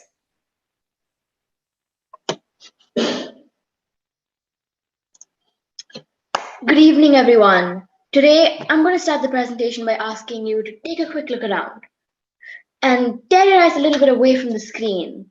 What do you see? The walls, your rooms, and now think of how long you've been in there. How many times this year that you've even left your house, eaten outside, met your friends? For me, it's something I can count on one hand. This situation, this pandemic, has plagued us for over a year now, and it looks like it's here to stay.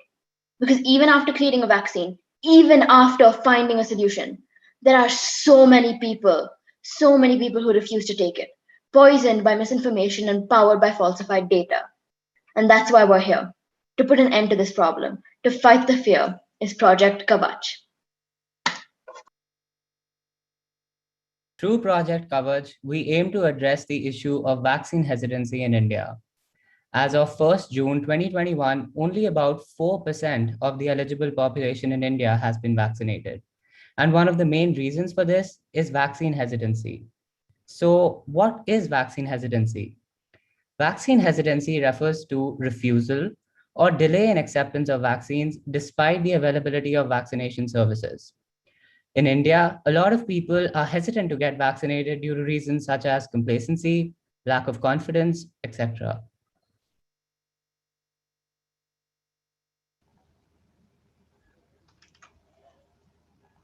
Out of India's vast population of 1.38 billion citizens, only 226 million people have been given at least one dose of the vaccine. 44.6 million people have been fully vaccinated.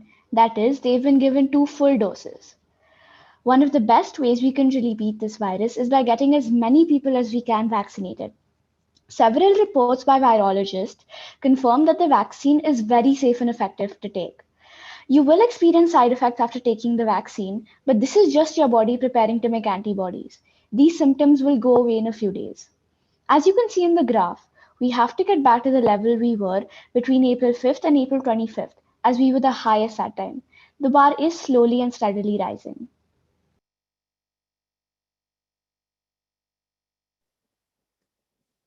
As a group, we brainstormed a lot on how to give the best support to our country. And our advocacy initiatives focus became awareness. We wanted to promote vaccines, clear consumers, and stay true to our facts. We wanted you to be curious, to want to know more information. You should be better researched about a virus like COVID than be sorry later on. 12 high schoolers and one amazing mentor assured me that we can and will make a change.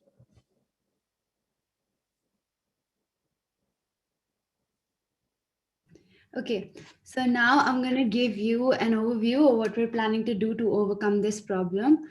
All the solutions will be discussed in more detail further, but basically we've divided our entire initiative into 2 parts, one for the rural area and one for the urban area.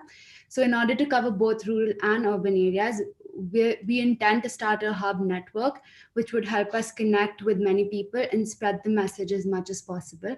And we also plan to use social media like Instagram and Facebook, etc., to promote this initiative. And also we have a website to boost the message.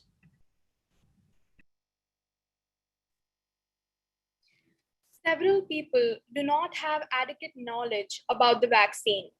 Many are concerned about the health of their family members, but due to the lack of information, they might end up not trusting the vaccine.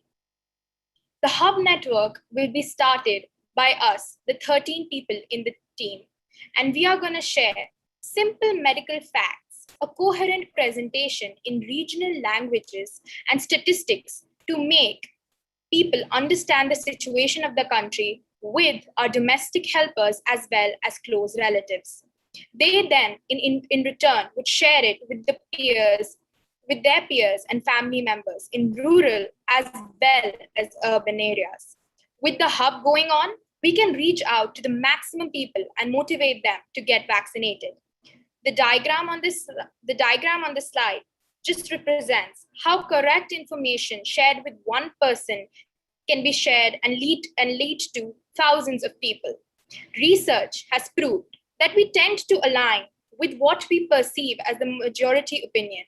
By seeing close friends and family getting vaccinated, we will change the perspective of the vaccine in people's mind. Our website is a way to express the goals and ideas to our viewers. A good website establishes trust and credibility, both very important things for our media outreach programs. The subscribe page and let's chat option is for viewers to know we're available to help and support and answer their queries. We update important info on COVID and vaccines here every day. Hey, thanks, Sharanya, for the great explanation about the website. All right, so let's get started. Well, we've already started, but let me get going. As part of Project Kavach, we have created two initiatives, V3 and V Shield. V3, or Vaccination Voices in Villages, you get why it's V3, right? Aims to increase awareness about COVID-19 vaccines in rural areas. We plan to accomplish this by reaching out to village heads or sarpanchas, as it's called, and through the previously mentioned hub network. We Shield, however, is aimed at urban areas with the intention to clarify myths and misconceptions about coronavirus and to increase awareness about the vaccines and the virus in general. Right? Now, more information regarding the initiatives can be found on our website, and I'd highly encourage people to go ahead. I'll post the link on the chat for you guys to see. My heart is pumping. I'm really nervous. Well, fine. Okay, back on track. You can reach out to us, through the chat feature on our website. So. That little chat box there. So you can click it and give us a message, shout out, and we'll get back to you guys as soon as we can.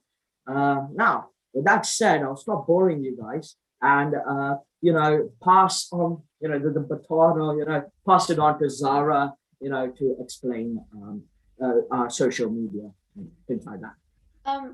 Before we go on to Zara's, we missed a slide on the extension of our hub network, which I would like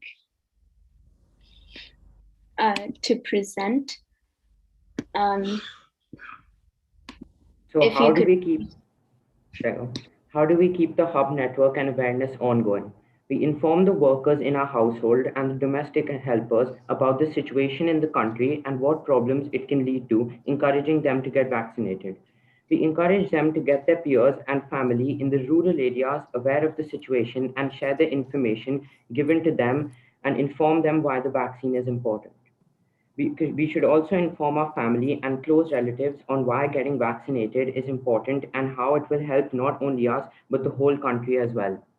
As you can see in the flowchart, a chain is formed person by person, and the information can be passed on to their peers or families in rural areas as well as urban areas, who then get vaccinated, encourage their close ones to get vaccinated as well, and so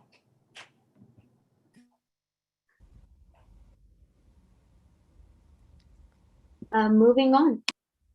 So now I'm going to talk to you a bit about our social media. Social media is one of the best ways to reach people, especially in the pandemic as most face-to-face meetings have been suspended. In India today, over 100 million people of all ages use Instagram and 250 million use Facebook. These people are scrolling through their main feeds on various media platforms day and night. Our goal with these accounts is to be on those feeds, intriguing people with our issue. We have gathered significant information about the pandemic and are posting according to the Instagram algorithm for the best ways to get popular.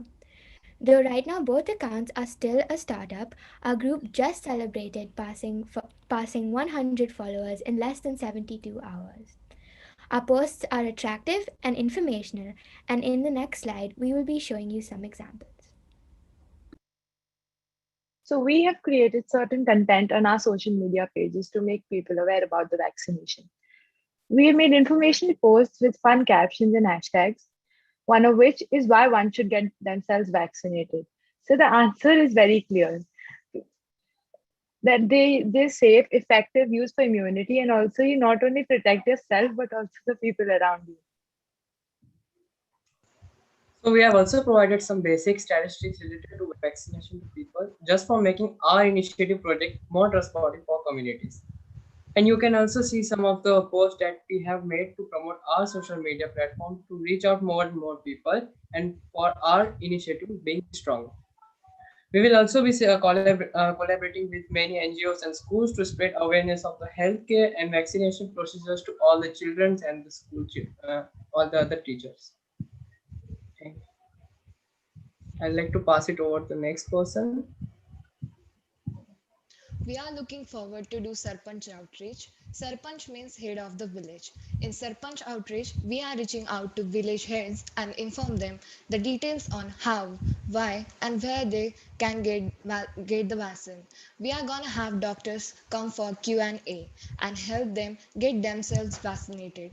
Collaborating with the organizations and NGO, and also we are gonna show them informative presentation in all Indian languages. Thank you. And we also plan to introduce other forms of media, such as podcasts, to spread awareness about our initiatives. In addition, we also plan to reach out to rural schools and have teachers inform and educate their students on vaccine awareness. And through this way, we aim to inform parents as well as children to get vaccinated as soon as possible. And in the beginning of 2020, COVID was a new term for all of us. Yet here we are a year later, locked within our walls, constantly worried about what this virus could do next. That is why we ask your support in our endeavor to get India vaccinated.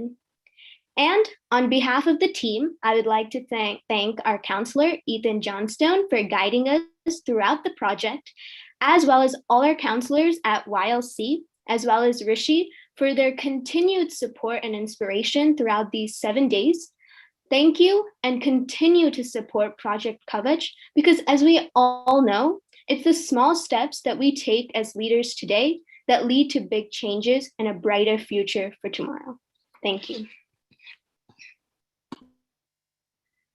Thank you, Project Kavach, for that illuminating presentation. At this point of time, I would request our co-directors for YLC again, and Aisha, feel free to jump in here as well. I love to put all of you on spotlight. For some parting words for our parents and everyone who's watching in, we will be shutting off the live stream after this to have an intimate chat with all the YLC students afterwards. So please, all the students, please do remain in your Zoom meeting. Over to Ethan, Aya, and Aisha, and all the counselors who are present. But before you guys take over, I just want to congratulate all of you for the tremendous work you've done today. It took a lot of guts to, of course, think about such serious issues, to work hard on them, to research on them, and to, of course, in the end, present them publicly in front of so many people.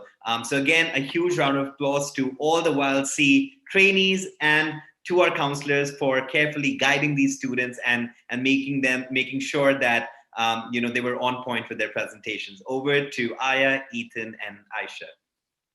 No, thank you. I would love to also just continue on that sentiment and saying I would love for everyone to just take a second to pat themselves on the back, congratulate yourselves, each other.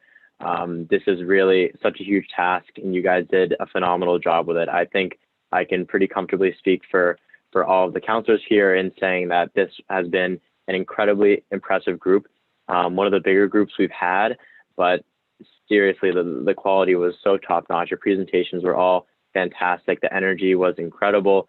I know there's always a lot of talk about nervousness and jitters, but as far as I could tell, it was only talk. All those presentations were beautiful. You all spoke so eloquently. You all conveyed your message with such conviction and enthusiasm, and you should all just be so incredibly proud and confident. That being said, I've spoken far too much today, so I would love to pass it off to Aisha, Aya, and whoever counselors might be on this call to offer their thoughts and words. Yeah, I'd just like to hop back on here and just say I'm absolutely blown away by you all from day zero, mind you, day zero. So the conference hadn't even started, folks, and these students were already on top of participation. I think that speaks a lot to this group, which is an incredibly special group because of that. You came in with so much energy from literally the beginning. And I think that speaks a lot to me because it takes a lot to open up from the get-go. Usually it takes time to, get those jitters out, feel comfortable in a space, but you all courageously took those steps and participated from the very beginning. From the very beginning of this conference, I said, you get what you put into this conference. And I hope that you feel like you have gotten a lot out of this conference because I know as a counselor, I have learned so much from you all, from listening to your passions, from listening to your vulnerable sides. You're incredible people. And I hope that you see the potential and the power and ability to make a difference that you have within yourself that I see, and I know the counselors see, and Rishi sees, and I know that your parents see as well. So I'm absolutely very proud of you all, and congratulations on making it through this conference. Aisha, over to you. Wow, such difficult acts to follow up, both you, Ethan, and Aya. It's so hard to believe that this conference is over and that you were all able to put together some professional and meaningful and impactful presentations and projects in such a short period of time. That's an unbelievable accomplishment. And if you think of what you could do just in the course of a week, imagine what you can do in 2 weeks, a month, a year, 6 years. Like, this is really just incredible. And I hope that you really see from this conference and the energy that you've invested so far, just the incredible impact that you can have both as an individual and as a team member. This is proof of that right now. And I certainly have just been further convinced through this project that there is a difference, or these project presentations, that there is a difference in this world that really only youth can make. You see the world from a different perspective, from even an adult standpoint, and we need your voices. I started this conference saying that we live in a world which is overwhelmed with problems, but you've shown us today that step by step, with a kind of a loving heart and a thoughtful mind, you can be the difference and create real tangible change in this world. So thank you so much for the work that you're doing to try to make this world a better place. I truly am grateful. I know all of the other counselors are. And this is my 6th YLC conference, which is a pretty crazy thing to say. And I do have to say that this group has been pretty unparalleled in its willingness to just dive into the nitty gritty and to dive in to the difficult conversations. I'm just going to ignore some of the comments in the chat I'm reading right now about my American identity, right?